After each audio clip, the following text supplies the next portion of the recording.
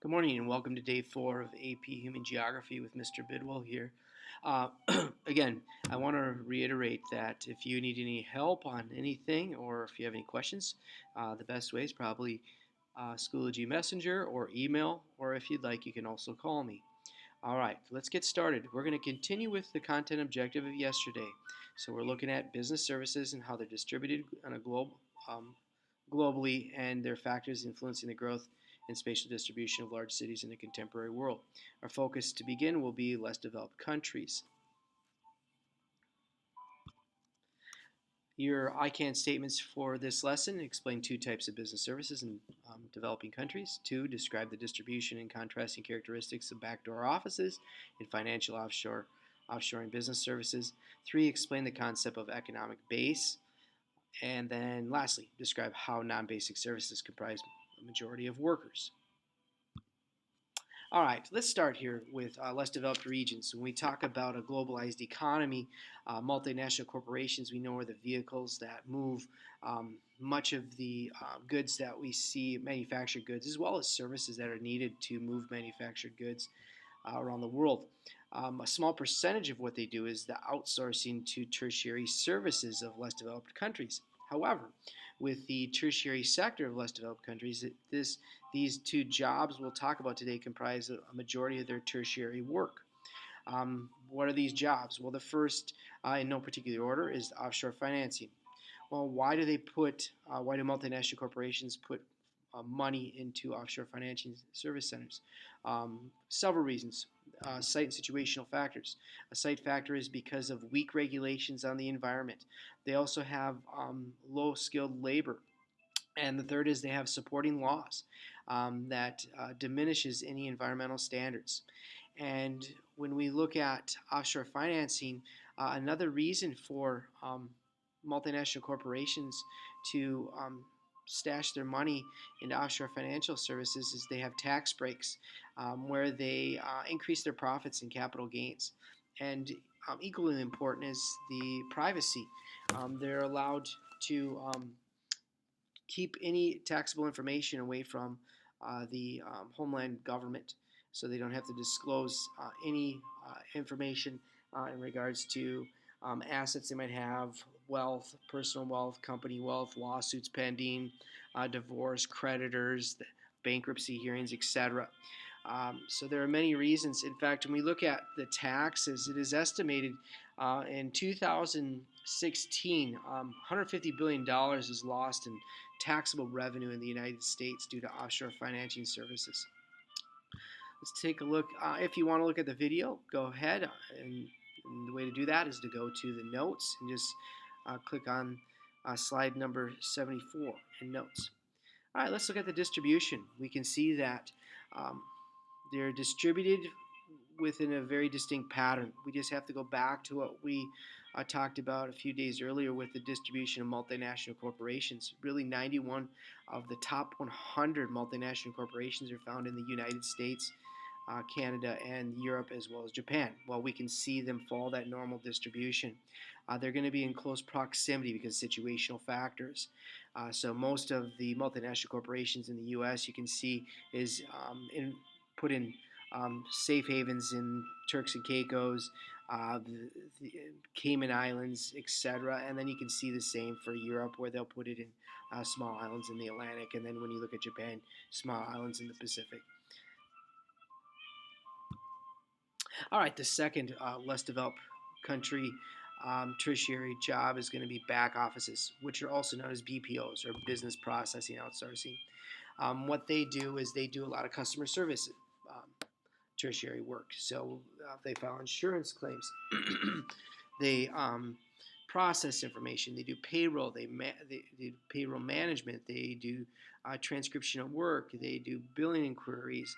They do credit cards, installations, operations, repairs. So in other words, if you call anyone for a customer service need, most likely you're talking to somebody from a less developed region. Why is that? Site factor, low labor costs. And then another reason is the site factor of countries that speak English. So when we think of less developed regions where we outsource the back office tertiary services, um, a lot of it goes to India because India was a former British colony, and they speak in their commerce language or lingua franca is English. So a lot of back offices will be found in India, but India is not the only country.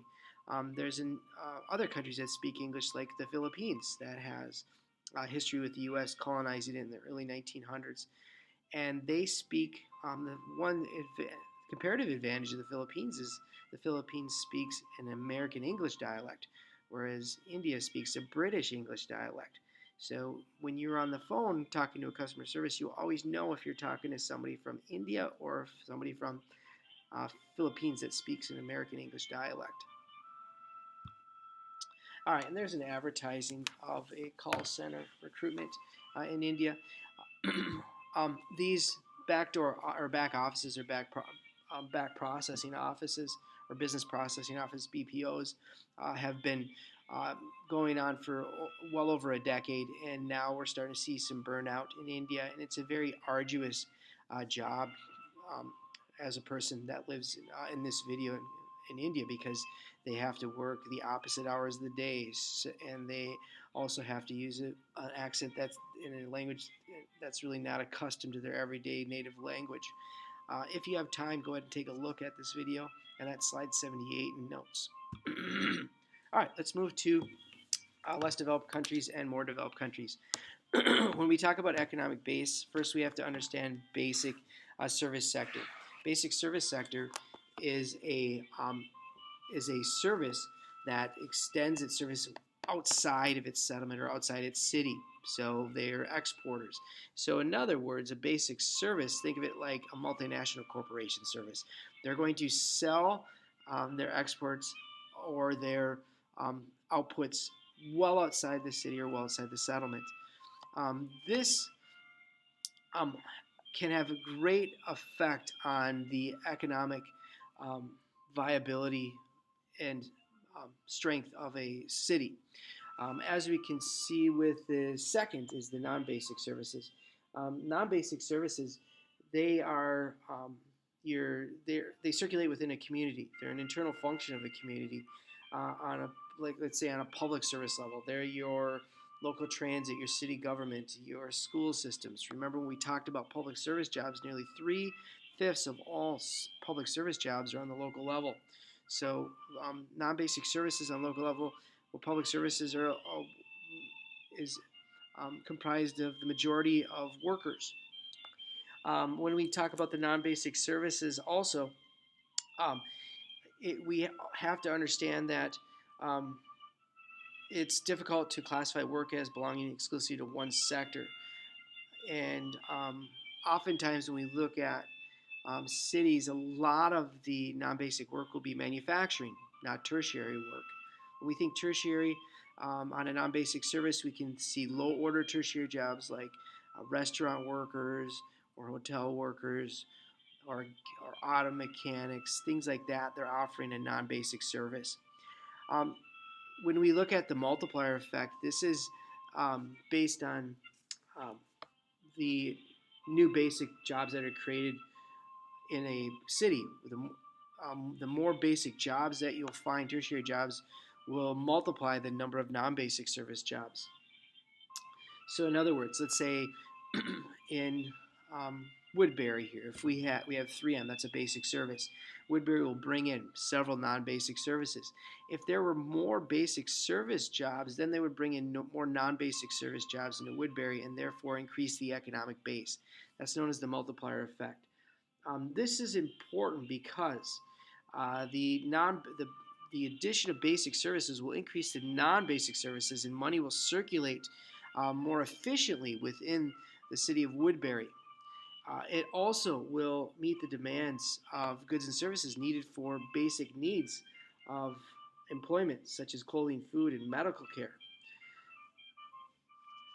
All right, and when we talk about services, um, have developed where new service activities serve older ones.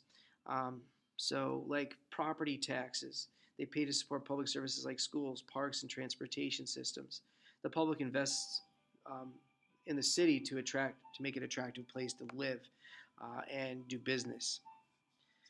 All right. And when we take all the number of services and industries, they form our economic base.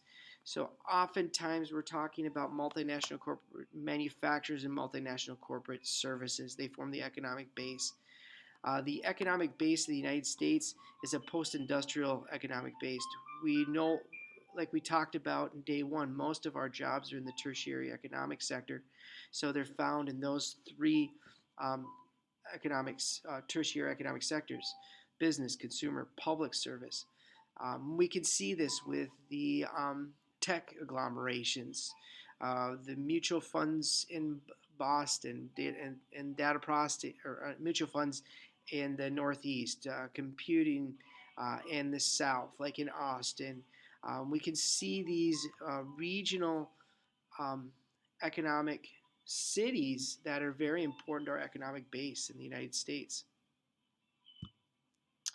All right, and here's a look at our post-industrial economic bases. As I already mentioned, when we see financing, just think of New York City. When you think of Boston, you have your software, your mutual funds, and then, as I mentioned yesterday, Minneapolis medical care and health care, Dallas real estate investment, Seattle aircraft equipment, Los Angeles entertainment. Those are our post-industrial economic service bases in the U.S. All right, we also have other economic bases. These are medical technologies, which are also known as growth pools. These attract networks, and a network is combining of of uh, like-minded businesses, which are agglomerations that have mutual benefits. So they're the growth pool is located to support research and multinational corporate partnerships.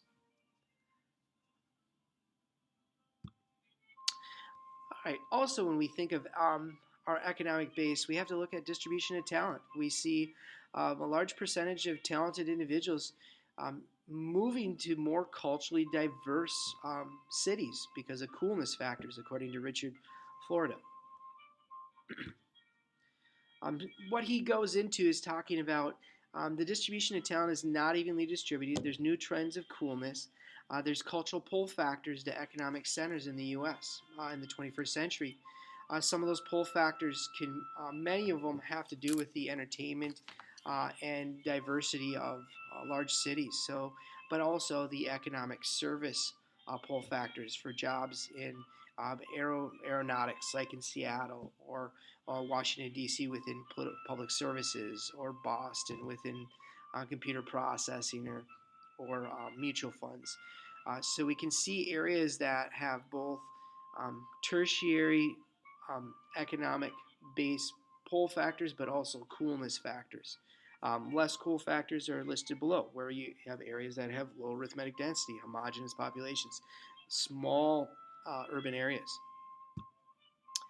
Here's a look at the distribution of talent. When you look at this, is Minneapolis St. Paul a pull factor for coolness factors? Most certainly. All right, take time to review, and that will take us to the end of the lesson today. As a reminder, now go to the quiz from yesterday, and then step three, make sure that you, um, well, I'm sorry, step two is to write your written response, your conclusion. Then step three, do the quiz for key issue 3, and then lastly, make sure you finish chapter 12 key issue 3 notes.